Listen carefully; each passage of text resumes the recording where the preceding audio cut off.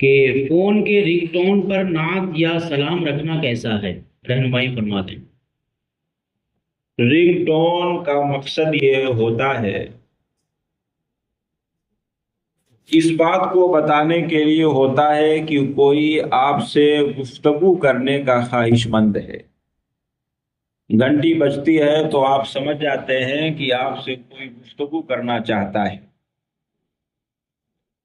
تو اس اطلاعی مقصد کے لیے حمد یا نعت کے اشعار کو استعمال کرنا یا ذکر کے پاکیزہ کلمات کو رنگ ٹون کے طور پر استعمال کرنا یہ کراہت سے خالی نہیں ہے، یہ مکروہ و ممنوع ہے، اس کی اجازت نہیں ہے۔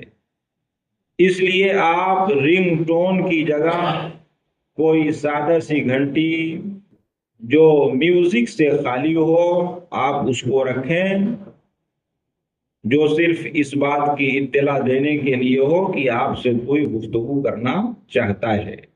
تو رنگ ٹون کے طور پر حمد یا نعت کے اشعار کو رکھنے کی اجازت نہیں ہے۔ بے شک، سبحان اللہ۔